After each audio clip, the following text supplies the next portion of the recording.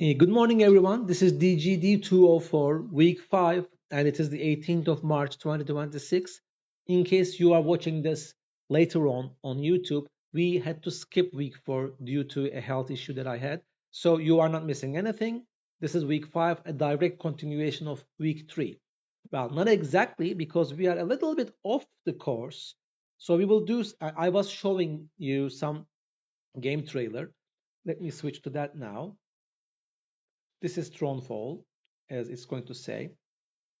And I will not be playing it for you again. I will go directly continue where I left off, from where I left off. So why is this trailer so good? First of all, I want to repeat this. You may want to go indie, okay? And I believe right now that is the sensible route, especially you are still in your undergrads. So it's very difficult for you to get a job anyway because most studios will require full-time commitment. So, but you can always start making games on the side, as some of you already do. And when you are going indie, it means, unfortunately, you do everything yourself. Now, and this is pretty much the same in every industry because, for example, an example that I had, one of my classmates graduated to be an aeronautical engineer. That's uçak mühendisi in Turkish for you. And a year after our graduation, I spoke to him, and he told me, "Oh, I'm working for a very small airline, and it's actually good because I have to do everything, so I learn everything." As opposed to if you go to a very big airline like Turkish Airlines, from the get-go, they give you one job to do one specific thing because that's what they need, and that's what you learn. You learn how to check the fuselage of the aircraft, and that's it. You don't learn about how other things operate. And he told me it's actually better here than a big airline because I'm learning a lot of stuff. It's very heavy work, but I learn a lot. And he's a senior engineer now. So the same goes for gaming as well. When you go indie, you have to do everything yourself. But that is going to give you a very wide range of skills. Some of these things you will not enjoy doing at all. So you will either find teammates or you will just sit down and do it yourself. Now, marketing is one of them. Because if you don't start thinking marketing from day one, you might miss out on distributing your game. So it's not only about money, because if you think of games as an art form even, and unless you are that hermit type that makes games only for themselves, unless you say, I just want to make this, I don't care if nobody else plays it, you want people to play it and you want to make money. So these are reasonable assumptions.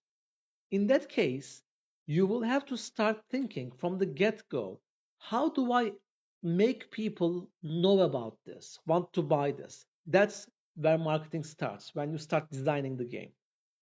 Now, and a trailer is a part of it, a Steam trailer.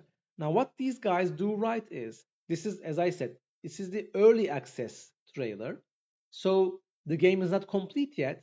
And what they do, one rule, in the first 10 seconds, you don't show any logos, you don't show, nobody cares about your game company's name. You show the gameplay because we live in a time of very short attention spans. You yourself, right, know this. And we live in an age where a movie trailer has a trailer.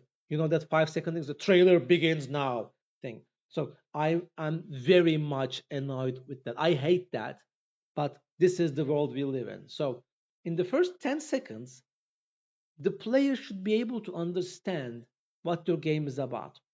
By the way, industry insider knowledge to you, in mobile gaming ads, this is 3 seconds.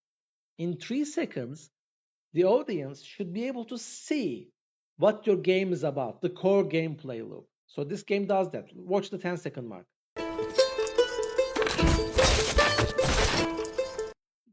3 seconds mark. I built things, I fight things. This is Throne. And then comes in the explanation, because Jonas doesn't. This is Jonas's own voice. He doesn't waste any time.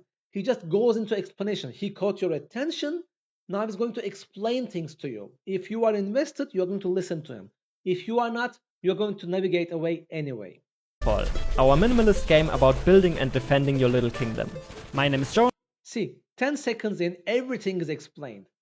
I've seen the gameplay, and he told me this is a minimalist RTS game about defending your kingdom. That's it. It's done. I'm one half of Just give me a second, okay, guys?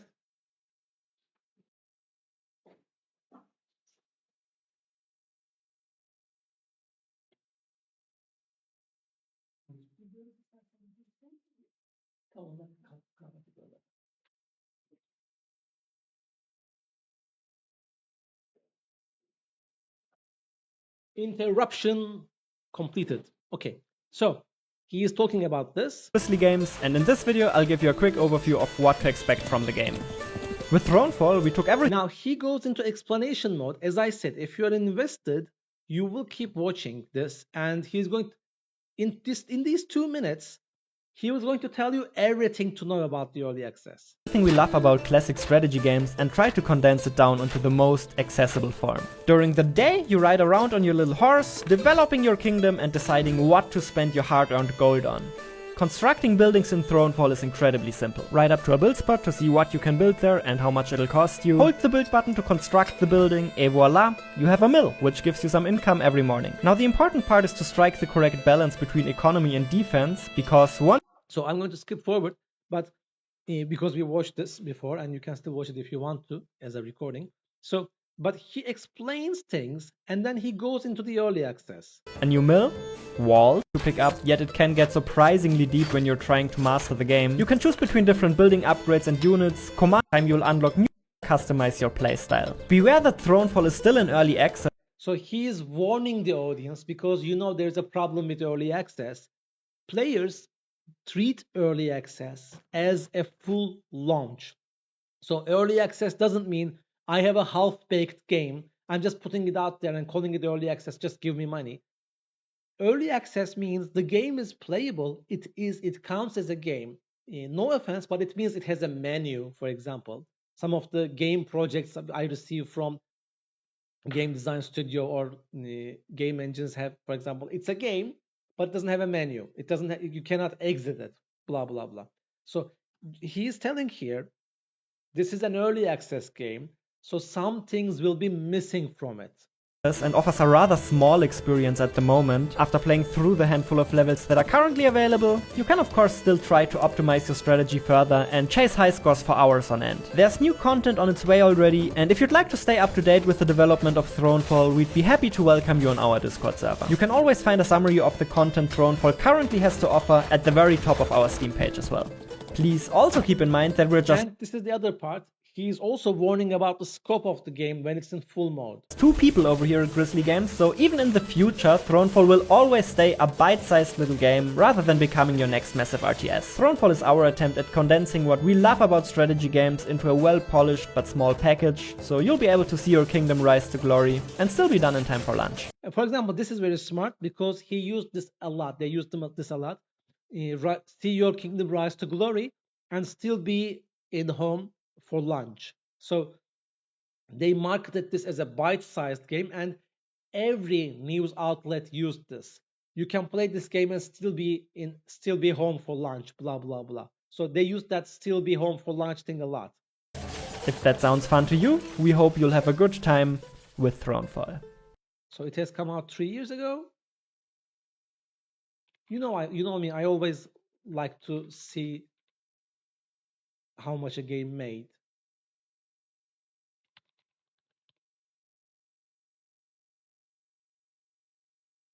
Okay, $4.5 million. So, but be warned, these guys did not do this in a vacuum. So Jonas has a YouTube following, 230K, not little. So, but then again, this guy is doing something right. All right, enough with that. we were going to talk about simulations, right? So let's do that. Right. So there is some, yeah, the lighting is not very good today. Anyway, so as I said, last week we talked about the fantasy of the simulation, blah, blah, blah, and what we want to give to the player. So now we will continue from our charted course, and I want to go into the technical side of the simulations a little bit. And for that, we're going to go, come on, into this. Unfortunately, my hand is not working today. There is this error that Windows occasionally does. He says, your app is unsafe. I'm not going to launch this. And then you have to jump over hoops to be able to do that. So no crayon today. I'm sorry. Anyway, we talked about a simulation, right? Now, I will talk about physics simulations, but this applies to all simulations actually.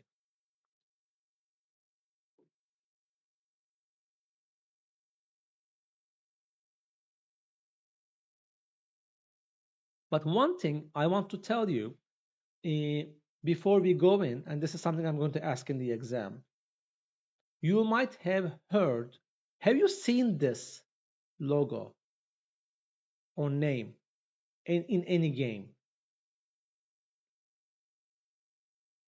Or this one?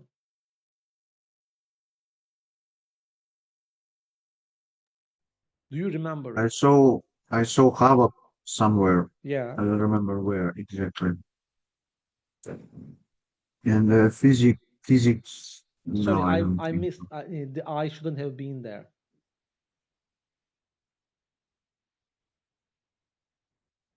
And have you seen of this one? I think Mm-mm. not, because it's, well, it is the industry standard, but it's a little bit dated. It is used in a game called Angry Birds, if you have heard of it. But these things are,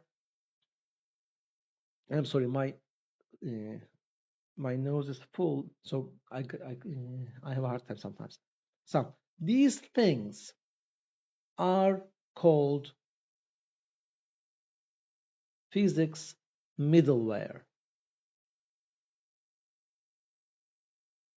Middleware part is important. This is probably what I'm going to ask you. What is middleware? Middleware is the software or library of software, so coding library, you use, it's a complete software to achieve an effect or achieve a functionality,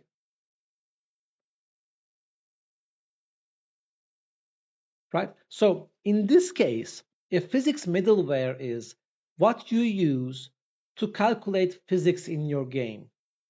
What does this mean? You don't write the physics yourself because that's hard, right? So, and for example, in Unity, when you open Unity right away, you have Unity physics. Or you can switch to physics, all right? Because it offers that. I don't actually know what Unreal uses, but these are all physics middleware, okay? And I'm going to ask you this. So, because for example, when you open a game and you see Havoc, and they have some yellow logo like this, something like this, blah, blah, blah, blah. So this means that game is using Havoc to make the physics calculations. It most probably means the team did not write physics equations from scratch. All right? That's what it is. Any questions here? Okay. So when you decide to make a game, for example, if you're making it in Unity, you will probably use this one, right? Because Unity has physics out of the box and you don't have to think about it. Box 2D, as the name implies, is a 2D physics engine. It's open source, it's free to use, and actually, it was open source, free to use, and the guys who made Angry Birds took it and used it. And then there was a very funny exchange in a game developers conference, if I remember correctly, because one guy stood up and said, uh, I think you used Bugs 2D in Angry Birds, correct? And the developer said, yes, that's right. And the guy said, do you want to give credit to the creator of Bugs 2D? And the guy said, oh, yeah, all right, we can do that. And then the guy said, oh, that's cool because I'm the guy who made Bugs 2D. So it was kind of an awkward moment, but then I think they gave credit to the guy because I mean, your engine, your middleware powers one of the highest grossing mobile games of all time, right? Anyway, this is what it is. I'm really having a hard time here. Wait a second. I don't know. So, but in terms of physics simulations, guys, can you give me a second? I will try to clear my nose, all right? Don't go anywhere. Or go anywhere. I don't know. Let's take a 3-minute break. All right? Yeah, let's do that.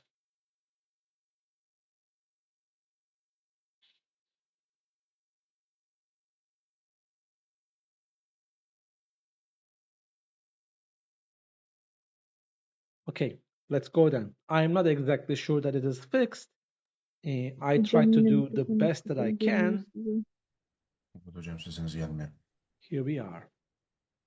So let's continue. We were talking about physics middleware. Hocam hala mikrofonunuz kapalı. Okay, thank you. So we were talking about physics middleware, and this is what we have. So physics middleware is, and middleware is this. So physics middleware, the physics package or software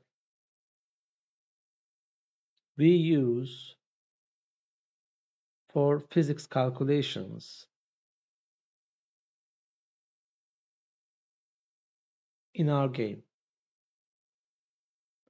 Because as I said, if you try to write a physics engine from scratch, you're going to find it is really difficult to do. It's very resource calculation intensive. The formulas for physics are very, very simple. You all know this one. You must have seen this in high school, right? F is equal to ma. So this is pretty much the entire physics system in itself, and everything derives from this. But you see, when you throw a ball into the air, you can perfectly calculate its trajectory where it's going to fall. But as we discussed before, once you hit the ground, you cannot accurately determine which side it's going to jump, right? It's based on a very large number of factors. So, do you remember what I said we do in that case regarding simulations and physics? We did in a previous week, we talked about this. I said there's no possible way to calculate it, especially 60 frames per second. So what do we do?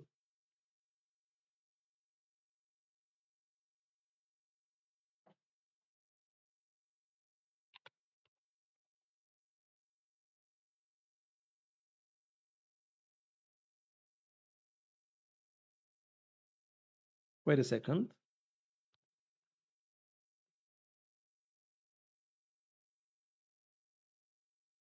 Okay, so yeah, I just worried for a second I got the wrong notes there, but it's all right. So what do we do? Anyone has an idea? I throw a ball. I know exactly which way it's going to go while in the air because I have a very accurate calculation method for that. But what happens when it falls on the ground? What do I do? To make the player feel like this is realistic, what should I do? Any ideas? Any takers?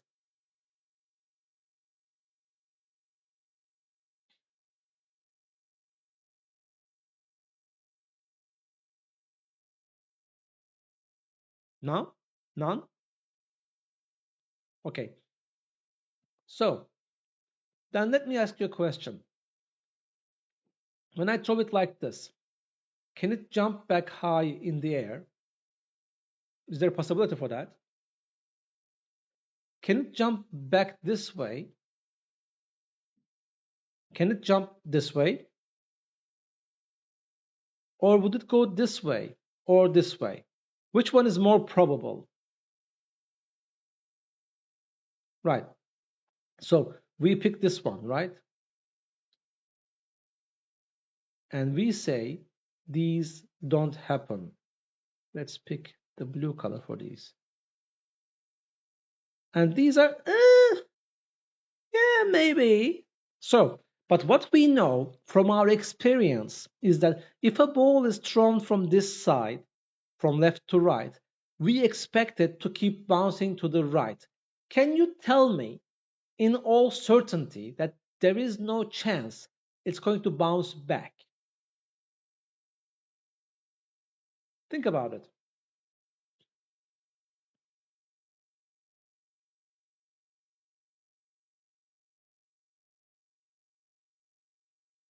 So here is the thing. It can bounce back. We don't know. There's a very, very slight possibility because the surface might be uneven, right? If the surface is jagged surface like this, for example, imagine you are throwing a ball at a rocky terrain, right? If it's a full flat surface, very smooth, it's reasonable to say it's going to jump forward, right? But there might be a rock in the way, and we don't know.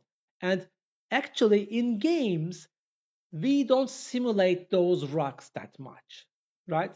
We put them as texture on the ground, maybe as a model on the ground, but it doesn't have a collider. You don't step on top of it. You just roll over it as a.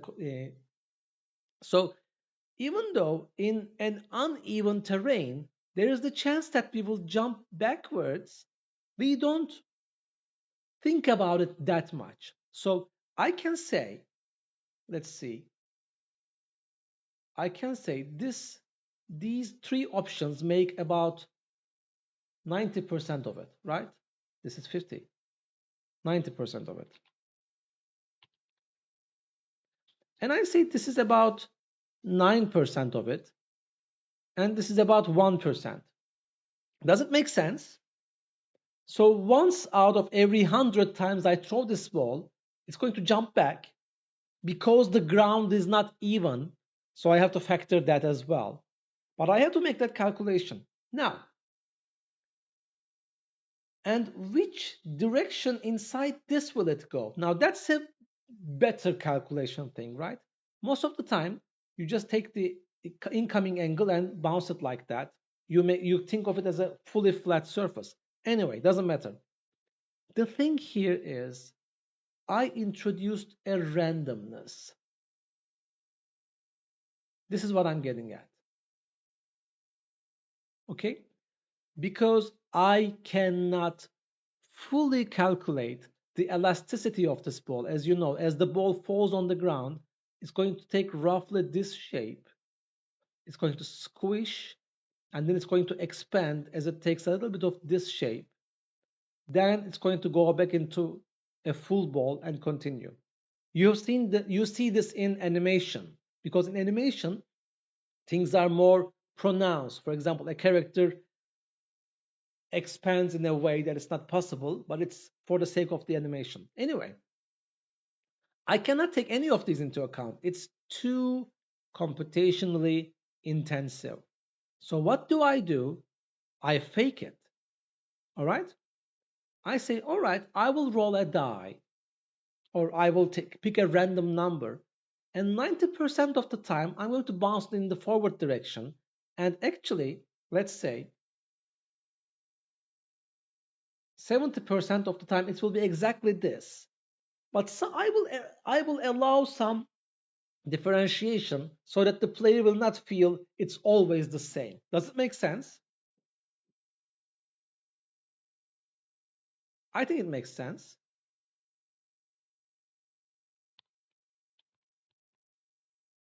So we call this, now there are two different types of simulation with this regard. The one that includes randomness and the one that doesn't include randomness. This is called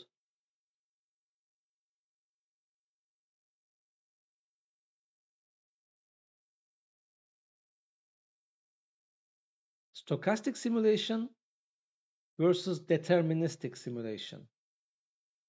And you can bet everything that this is going to be asked in the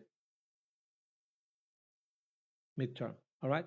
Now, a stochastic simulation and a deterministic simulation.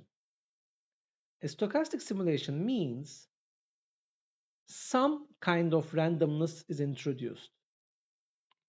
The level of randomness is up to you. Okay.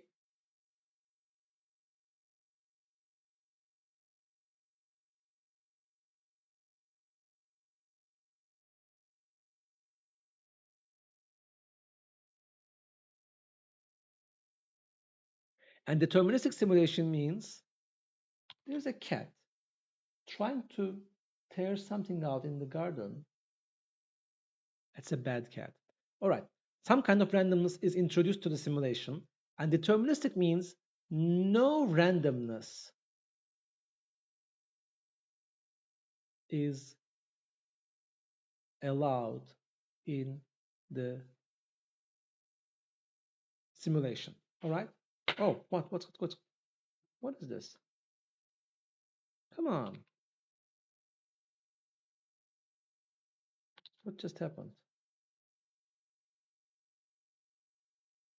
Which one do you think we prefer to use? There's something. All right. Which one do you think is better to use, and which one do you think we prefer to use? I'm expecting an answer. We will not be moving forward with the class until one of you gives me an answer. How about that? One of you will have to student up and give me an answer.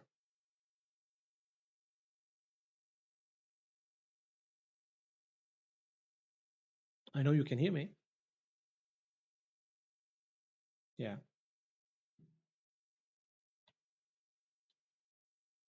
Thank you, Ismail Emre's iPad. Yes, it entirely depends. Now, it was a trick question. After everything I said, I was trying to lure you into saying deterministic is actually what we would want to have, but stochastic is what we must settle on. But that is not the truth at all. All right? It entirely depends on your situation, because in some certain situations, you want to recreate the simulation perfectly whenever you need to. All right? And sometimes you want to introduce the randomness into it. Why? For example, imagine, and we will do this in machinations as well.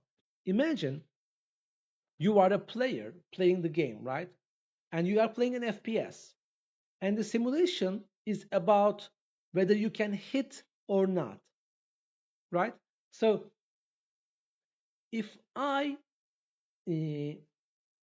calculate the player's ability to hit an enemy, a mob, think of the games like XCOM, right? Where is it? Let me, because XCOM is, especially XCOM 2, is a staple game in this. Let me share the screen with you. This is XCOM. And actually,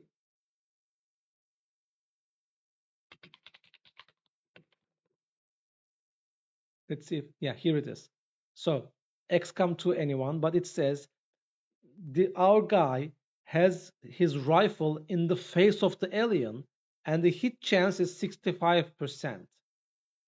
So this mean, because you are in this range and your rifle is there, right, in the face of the alien, and your chance to hit is 65%. So this one obviously has randomness in it. And the other one, for example,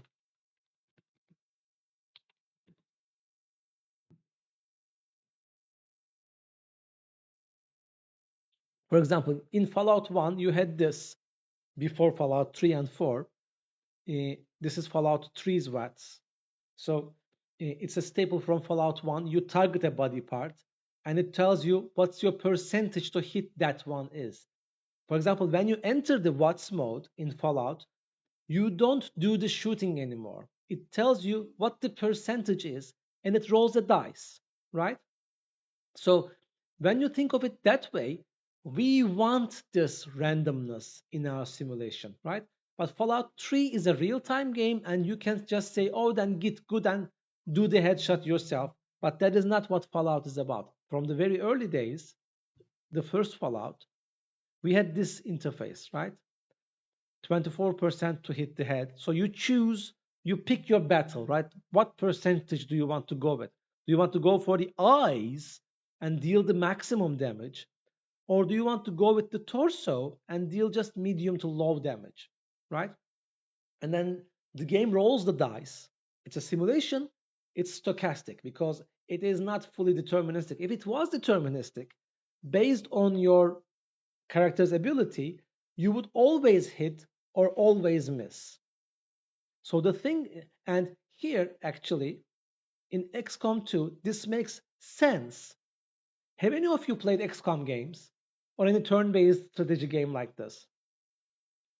So, because what the game is trying to simulate is combat, but it's doing it in a turn-based mode. Real life does not work in turn-based mode. So what this game is actually simulating is inside a turn, as your player will pull the trigger at this point, the alien can also move, right? So it is not, I'm standing here, you're standing there nicely, please stay put because this is a turn-based combat. So I'm going to pull the trigger, don't move, okay? It doesn't work like that. So what this is simulating is actually, we are giving this to you in turn-based because this is the type of game it is, so you can understand the combat better. But please understand that these things, your guy, that guy, are always moving. And this 65% is the price for that. It's true, maybe it would be better if it was 90 or 95%, but that is out of our scope now. We are discussing why we have randomness in the simulation. Is that clear? So it might look like having a deterministic simulation with no randomness is how things should be, but we should understand that that is not how real life works either, because there are so many things we cannot account for. Real life doesn't work that way. Now, what we see in these two then is actually, I'm going to take these guys. I could draw a lasso around them. Why doesn't it work like that? Okay, I'll have to go with this. And I'm going to erase this and like this. So this means we give the same input, but we get different outcomes.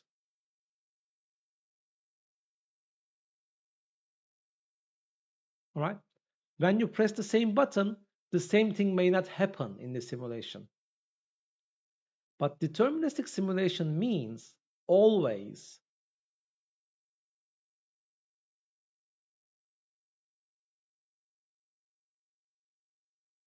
okay? So deterministic means you can be sure I'm going to ask this. Let me write this in a better handwriting. Same input, same output, okay? But same input, different outcomes, different output. The simulation might give you something different. And now I think you understand why most of the time we actually want to use this one, because there are so many unpredictable things that can happen inside a game, right? not from a game design perspective, but in life as well. You do one thing, and we accept that it will not produce the same output every time unless the system is completely determined. I mean, for example, if you get certain grades, your letter grade is fixed. That is deterministic because if you get a certain number grade, it has a letter grade, and you cannot get the same grades from the exams and expect a different grade, right? This is deterministic. What is not deterministic is, for example, two people submitting similar homeworks, two people writing similar things on the exam paper. That is not deterministic, right? Because the teacher, as they are grading it, the way they understand it, how much attendance you have, these will all affect the grade of the open-ended question. But for example, a test is deterministic. It's either correct or it is not. Anyway, so this is the point. Now, and as I said, in deterministic, the rules are fixed.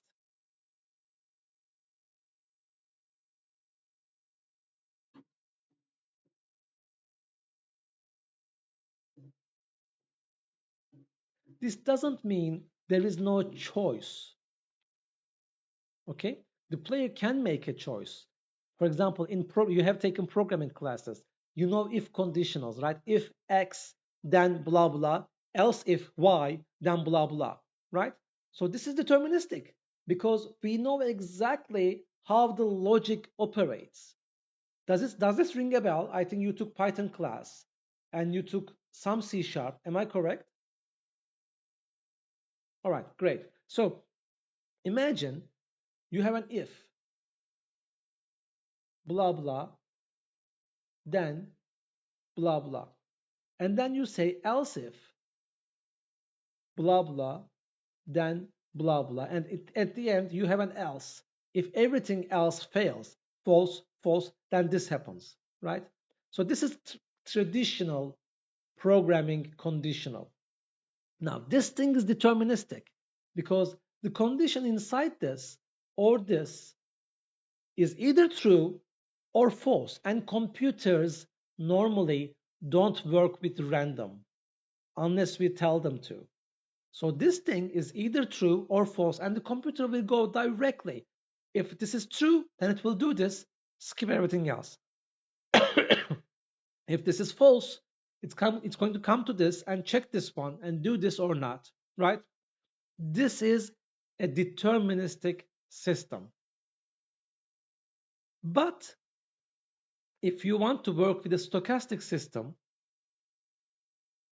now this doesn't mean the rules are fluid here, all right? Because we are writing code. You cannot write and sometimes do this. If you feel like it, there is no conditional like that. It is always programming is cold, hard, deterministic code. All right? Sometimes when you want randomness, rules can include randomness or random. Let's say I want to say random numbers, but it's not always numbers, right? What you do is, for example, and I think you you should have learned this. There are ways to create a random number in all programming languages. There is one in Python, there is one in C#, Unity has its own library. And by the way, fun fact, when you want to create a random number, you cannot actually create a random number. Does anyone know why? There is no such thing as a random number in computing, actually. Because a computer is just a bunch of ones and zeros. It is cold, hard logic. Computer cannot do random. What we do when we ask for a random number is the computer calls the current time, system time, right? And system time is calculated down to milliseconds, 1,000th of a second. So, and it uses some other algorithm, but based on the fact that you won't be calling that random time, or you won't be calling the system time at the same time, right? There will be some difference. It does some calculations on the system time and comes up with a number, and that thing is random. So from the computer's perspective, it's not random, it's calculated. From our perspective, it is random because there is no way we can go into that calculation and figure it out. All right? So in coding, there is no true random, all right? But we can reliably say we use random numbers. So rules can include randomness. Rules do include randomness, but where? Now, where do you think I put the randomness into the stochastic simulation? At the very beginning or in the middle? At the output? Which part of it?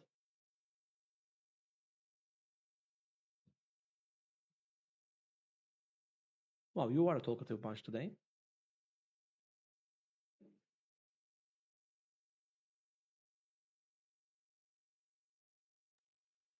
The answer is 5. 5? The answer is 5. Yes, exactly. Where do we include the randomness? At 5.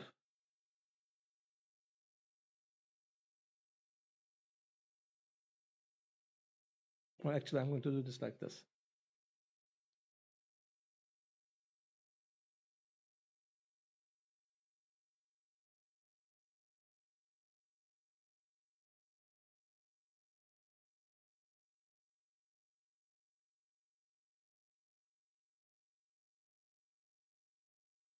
Yeah, we include randomness at 5. So we still have about 3.5 hours, no, 4.5 hours to include randomness, or 5.5 hours. Okay, so, but the thing is, you can introduce it at the beginning of the simulation, which means you can start the simulation a little bit differently every time you start it. Does it make sense? Because the way a simulation works, if you remember, in previous weeks, we talked about a model versus a simulation, right? Do you remember that? A model and a simulation. Because I am going to ask it in the midterm. There is no escape from that. I'm going to ask you the difference between a model and a simulation. So the model is the rules that we create, right? And simulation is actually the act of running it over time. So for example, when this one, where is it? This is the model. This is a physics model. And when I apply it over time and calculate it, that is the simulation. Does it make sense? Mhm. It doesn't make sense? Well, too bad for you. Okay. So, for example, if I want to throw a ball up in the air, let me show you that. Let me show you another thing. I'm throwing a ball up in the air, right? Now, the distance that it is traveling is calculated like this. Don't worry about the formula. I'm not going to ask you the formula, okay? The distance is x, or let's call it h. Or no, let's call it x, all right? So v0 times t plus 1 over 2 gt squared. You might remember this from your physics class. It doesn't matter. I'm not going to ask you to remember the simulation, but this is the model. It is the rule, right? And when I give the model the v0,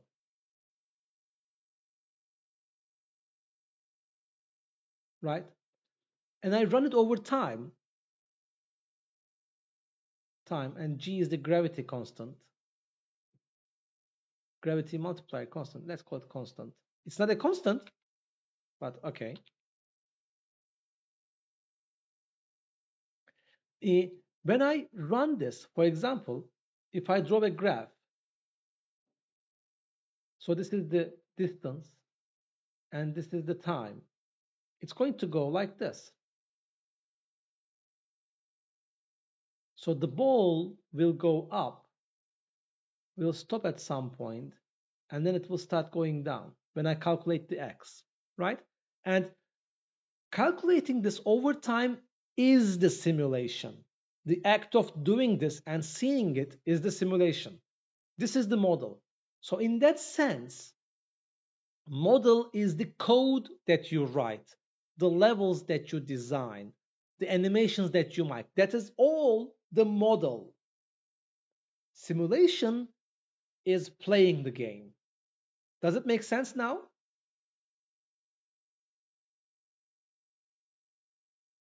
Okay, great. So what I can do in that sense regarding randomness, I can introduce the randomness at the very beginning. So let's take this model. I can, for example, change the speed. I can say, all right, let's make the speed random at every launch. And then I'm going to say, well, when I make the speed lower, the ball will go lower, right? It will reach a lower height. Or when I make the speed higher, the ball will go higher. Does it make sense? And I can say, let's make this thing random. And where can I be using this? For example, you are making a football game, right? And the goalkeeper just kicks the ball after he has it or they have it, right? And the goalkeeper kicking the ball, if it was deterministic, the ball would be supposed to land at the same spot every time. Now, first of all, that is not realistic. Second of all, that is not fun. Because if the goalkeeper, I apologize to people who don't like football. I am one of them myself. It pains me to give you this example, but it's a really good example. I don't like football at all. But I know how to draw a football field.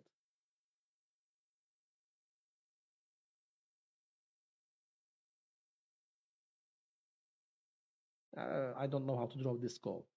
Okay, because the goalkeeper is here. It doesn't matter. So this is the goalkeeper. It's a purple goalkeeper for all intents and purposes. So now if my simulation is deterministic, it has no randomness. When the goalkeeper kicks the ball, it's going to land on the same spot every single time. As I said, this is not realistic and it is not fun. So I introduce some randomness to this guy right here. Randomness. So what I do is I change the direction a little bit. So the ball can land here, for example, or land here. Because let's be realistic, the goalkeeper themselves is not in control of that very precisely. I mean, they have to be a damn good goalkeeper to kick the ball to the same spot every single time, right? So in my game, in my football game, the next same FIFA crap we put out it's not FIFA anymore, right? They revoked the license. The same football game that they release every year expecting people to buy, I have to introduce some randomness. And sometimes it's going to fall a little short. And sometimes it's going to go further, right? Now, in this simulation, this doesn't change because that rule of physics is going to stay the same no matter what. So what I do is I change this, right? I put a little randomness into it. So this ball flying out there is a simulation of movement, is a physics simulation, and it has randomness inside it. So it's stochastic. It's not deterministic. But what I can also do, as I told you at the beginning, what I can also do is actually introduce wind. Right? That makes sense. So you must have seen that. The ball sometimes curves in the air. You kick the ball. Actually, one of the main reasons the ball curves is the spin you put on it. So if you throw a ball, it's something. If you throw a ball, then spinning it, it's something else. So the goalkeeper actually Don't ask me how I know this. It's physics. It's not that I like football, but I know because it's physics. But if the goalkeeper hits this side of the ball, it does something else. If they hit this side of the ball, it does something different. And if they hit the center, it probably goes dead center, right? Because hitting this way is going to spin the ball in this direction. So it's going to curve. Some experts do that. So, but there is also the wind factor. So I may need to add something into this, but the example says I can introduce the randomness in the middle of it, right?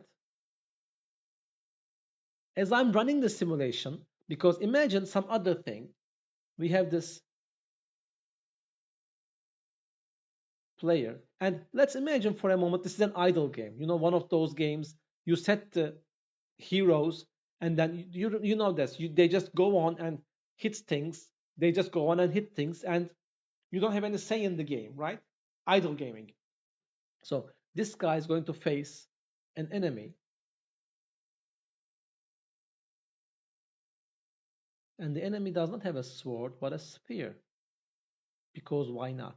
Now, the hit chance is going to change every time, right? The hero's stats will stay the same. If I run the simulation 2 times, this guy has a strength of 5, or dexterity, blah, blah, blah. But every time it runs into a monster, for example, there will be a different hit chance, right? So I'm introducing the randomness in the middle of the simulation. The starting is the same, but the middle is changing, right? So where do we include the randomness, or let's say, or introduce? We could introduce it in the beginning, and this is called actually starting conditions.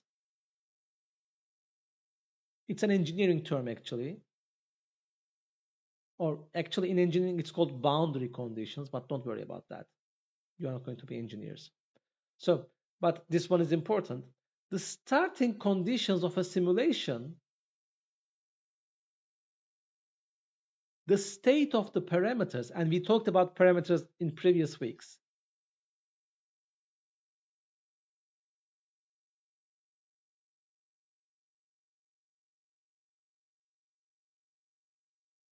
At the start.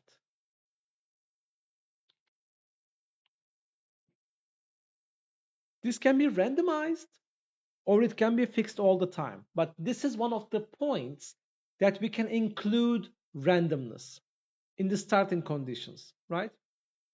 And then the other one is, as the simulation is running, we can roll for random numbers and put the randomness in there.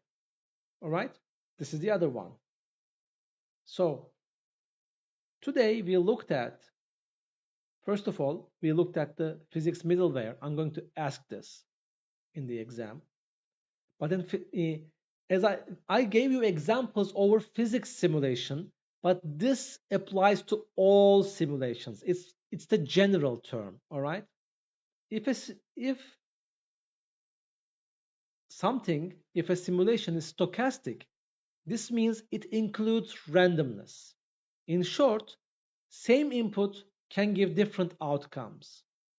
If a simulation is deterministic, no randomness is allowed. Same input gives the same output. And if we are including randomness, where can we include that randomness? We can include at the very beginning, the place where we call starting conditions. I can roll the dice at the very start and then run the simulation like that. Or I start it the same way and introduce it in the middle. Of course, I can do both as well, because we are the ones developing the simulation. But I'm going to ask you something, all right? And this might be something I might ask in the midterm as well. Regarding physics simulations, where do you think, as I told you in the goalkeeper example, deterministic simulations in physics hardly simulate what's happening in real life, because in real life there are lots of randomness involved. But we are talking about games now. So where in games physics do you think we might need a deterministic simulation actually? Do you have an idea? I will not give you the answer, but I'm going to ask it to you in the midterm. So if you have an idea right now, we can discuss it and the answer will be revealed, or you can come up with the answer yourself. Where do you I think? Yeah. I have an idea where we need a deterministic system. If we wanna maybe tell the story and according to our view, and we don't want player to did something wrong, uh, we need this system and expresso to tell the story Okay. without any randomness and errors. Okay. You got some part of it, not the exact thing. Oh, I'm going to ask one example, so you can write anything you want. But no, runtime is always runtime, Kuzey. So that runtime is a technical term. I'm talking from a game design perspective. For example, Nikita said, if it's a narrative game, we might need the same physics all the time. That makes sense, but I'm going to push back on that, saying if it's a narrative game, where do we need the physics anyway? But this is Make the your game, game your more design, all realistic. right? It might be necessary. So think of this. Where, if I'm going to make a game that uses physics, what kind of a game would call for a deterministic physics system? Think of it. So, but that being said, I'm going to show you some game before we leave. All right? It's been open in the background all this time, and it is the game that I'm actually playing right now a lot because it just got an update after all these years. And it is Opus Magnum. It's this one. And this is actually a very good use case because this is very close to what Machinations is doing. But this one is a game, and you have some inputs, the reagents, the materials that you use, and you try to create a product. So, for example, this is a simple one. You will understand what it does when I play it.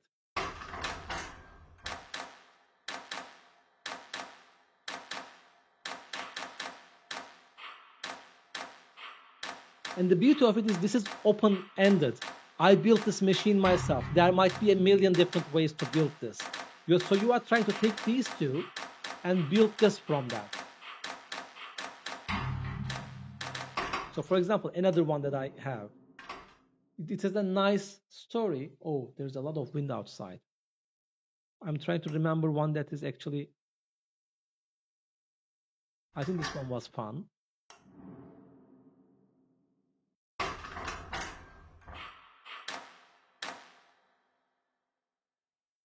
So you built this, for example, and you try to create this thing as the product, but you can see this is a simulation, right? And the rules are here. These are the instructions, like the punch cards. And this, you set up the machinery. And this is, for example, completely deterministic. There is nothing random about this. This is a puzzle game, and it would suffer if there was randomness involved. Because I'm trying to use, let's see if there was, these are all easy actually. This one was nice. Oh, I love this one. Because the game has 3 different metrics, for example. How much area are you using? Less is better. How many components you are using, the cost. If it's getting lower, it's better. Or how many cycles, how long does it take? And you cannot get all 3.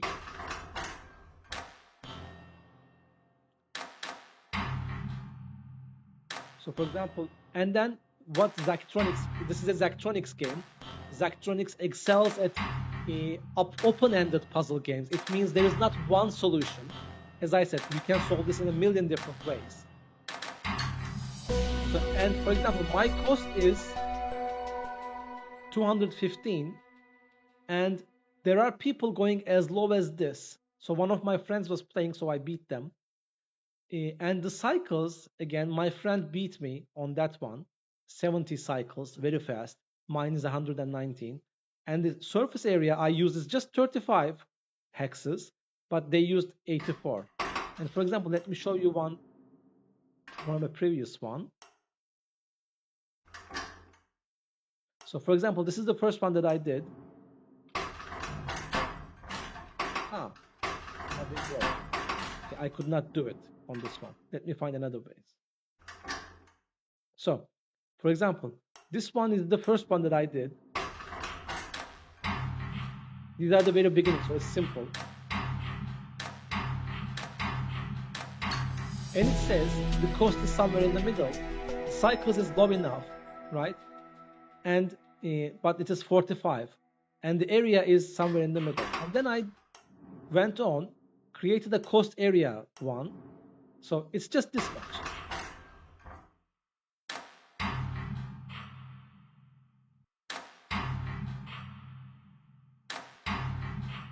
So the cost is just 40 because it uses only a few components, and the area is just 7. The cost is down below at the very best, and area is down below at the very best, but the cycles is not good enough. So then I optimized for cycles.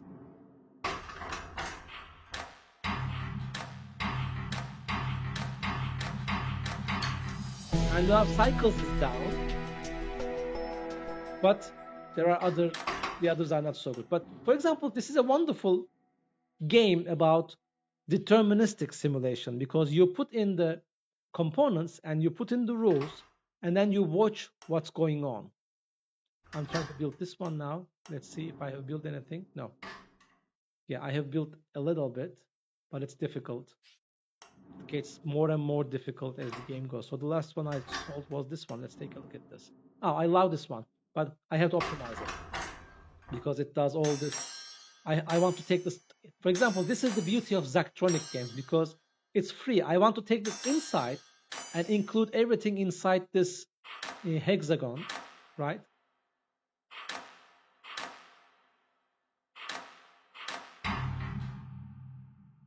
And this might look completely boring to you. I can understand that.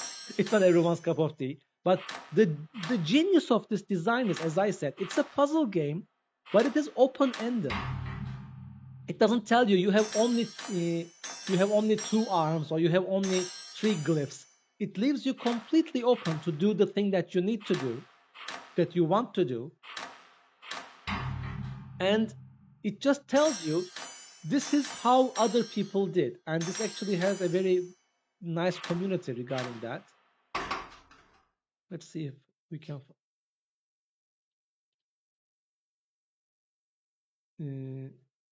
Top guides, recent news. There was a workshop. And these are things that other people created, right? I don't know this one. Oh, make a very long chain. And I think people share their things a lot. I don't know. I haven't looked at that. But anyway, if you are into puzzles, I highly advise you look into Zachtronics. Let me show you. Because each of their games is magnificent. Let me give you a little bit of fanboy treatment, all right? So their very first game was Space. By the way, the Zach, creator of Zachtronics, also spearheaded the creation of another little game that you might have heard, which is called Minecraft. Have you heard of it? So Zachtronics is the guy that actually created the precursor of Minecraft. It was Infiniminer. And then another guy called Notch, after Zach abandoned the game because everyone was using their own version and injecting malware. So basically the game was open source and other people were picking up the game's code because it was so popular. Other people were picking up the game's code, injecting malware or crypto mining into it, and then there was no crypto mining back then, I'm sorry, injecting malware into it, and releasing back into the wild like the original. And then Zach said, you know what? I'm done with this. I don't support the game anymore, Infiniminer. If you want to play Infiniminer, download at your own risk. I'm not going to deal with that. And then Notch saw the game and said, hey, I want to do something like that. And he built Minecraft. And the rest is history. So, as you can see, the only game I don't have is Ironclad Tactics. And this is different from other games, but uh, so I didn't buy the Solitaire collection, but as you can see, I have all their games. For example, in this one, this is first person, and you design a factory. The aliens kidnap you, and they force you to build things for them.